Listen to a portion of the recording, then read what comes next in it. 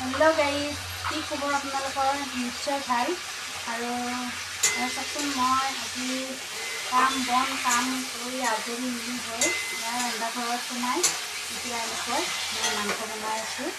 এয়া হৈছে ব্ৰইলাৰ মাংস আৰু মই এতিয়া বনাই আছোঁ আৰু লগতে লৈছোঁ বিলাহী কাটি আৰু এইফালে মছলা ৰেডি কৰি লৈছোঁ আৰু মাংসটো মানে আগে ভাজি লৈছোঁ।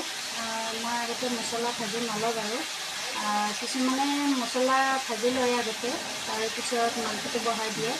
মই তেনেকৈ নবনাওঁ, আগে মাংসটো ভাজি লওঁ তাৰপিছত মছলাটো মাংসৰ লগত মানে মিক্স কৰি দি দিওঁ। আগে মাংসটো ভালকৈ ভাজি লওঁ কাৰণ সেনেকৈ ভাজি ল'লে মাংসৰ যিটো কেঁচা গোন্ধ ওলায় গোন্ধটো নাথাকে। আৰু এয়া চব লগতে লৈছোঁ মটৰ আৰু এইফালে আলু লৈছোঁ আৰু বহুতৰো হয়তো বনোৱাৰ আইটেমবিলাক বেলেগ বেলেগ আৰু মোৰো আইটেমটো বেলেগ, কাৰণ মই এনেকৈ বনাই ভাল পাওঁ আৰু মই ভাজি নল'লে মাংসটো মই খাই ভাল নাপাওঁ, সেইকাৰণে মই এনেকৈয়ে বনাইছোঁ। পিছে আপোনালোকে কেনেকৈ বনাই বাৰু মই নাজানো, মই কিন্তু এনেকৈয়ে বনাওঁ। পিছে আপোনালোকৰ দুপৰীয়াৰ ভাত পানী হ'ল নে নাই বাৰু? মই হোৱা নাই, বনাই আছোঁ, হ'ব। বাকীখিনি হৈ গ'ল, এতিয়া মাংসটো দিলে আমি ভাত খাবলৈ বহিম। পিছে আপোনালোকৰ ভাত পানী খোৱা হ'ল মানে দুপৰীয়া কমেণ্ট কৰি জনাবচোন বাৰু। আৰু আজি অসমীয়া ভিডিঅ'টোলৈ আপোনালোকক বাইদেউ জনালোঁ দেই, বাই বাই।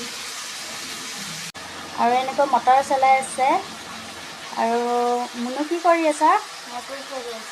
এনেকৈ তাই মটৰ চলাই আছে, দেখিছেনে? মটৰবিলাক বেয়া হৈ যাই আছে, সেইকাৰণে মানে তাক মই চলাই থৈ দিব দিছোঁ। চাওকচোন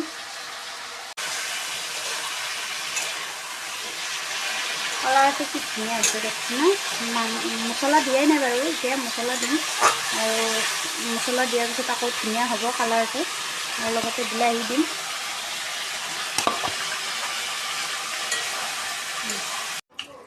আৰু এনেকৈ ভাত খাবলৈ লৈছোঁ, এয়া মাংস আছে আৰু এয়া ডিম ভাজা, এনেকৈ খাবলৈ লৈছোঁ দুপৰীয়াৰ সাজ। আপোনালোকে চাই থাকিব দেই আৰু মই খাওঁ। আৰু আমাৰ এইটো চাওকচোন কেৰামেৰা কৰি কিনে চাই আছে, কিন্তু ভিডিঅ' বনোৱা ভাল নাপায়।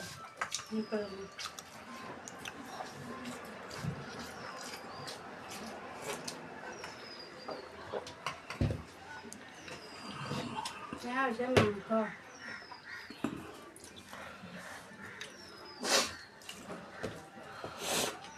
মজা আছে।